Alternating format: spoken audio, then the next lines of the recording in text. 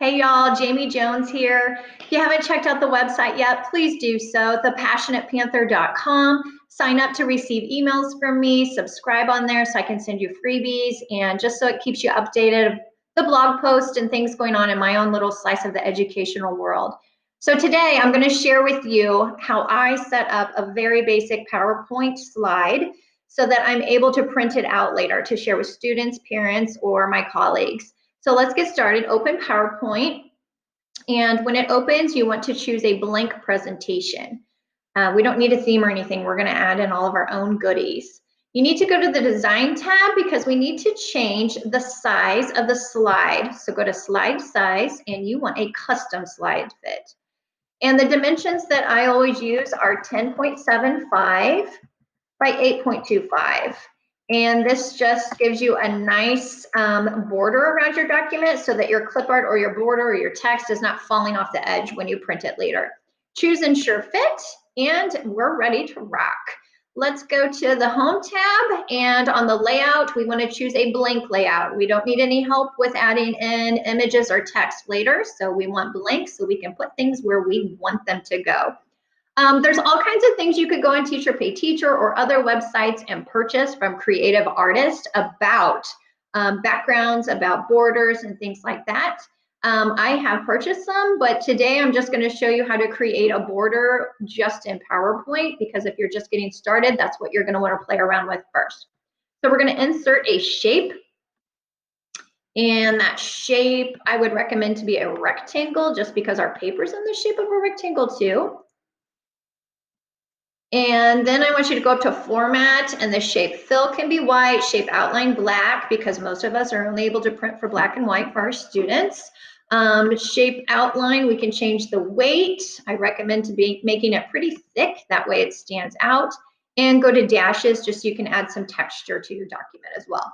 All right, so that is a good looking border to start us off with.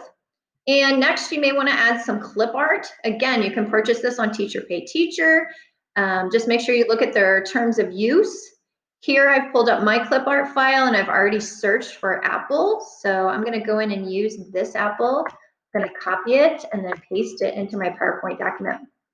Now, from here, I can click and drag this wherever I would like it to go on my document. I'm going to put it down in the corner, and I want you to pay attention to how it goes on top of that border. It's because they're like layers. We added the border first, then we added the apple. If we added something else, it would go on top of the apple. Those are called your layers, and you can toggle back and forth between them once you get a little more familiar with the program. And you can also send a layer to the back or the front if you needed to later. I'm also wanting to add some text, so I'm going to go to Insert, a text box, click and drag for a text box, type what I would like for my document to say. After that, I'm going to highlight it, and I'm going to change my font size and my font style. And again, there's all kinds of fonts and things available for purchase. And I usually go to Teacher Pay Teacher for mine because the terms of use and everything's real clear cut for you. Or you can just use what's pre-filled for your computer. That works fine too. Okay, here's what I love about PowerPoint, how the line shows up when I am centered with my document. If I go down a little bit, I'm going to have another line show up horizontally.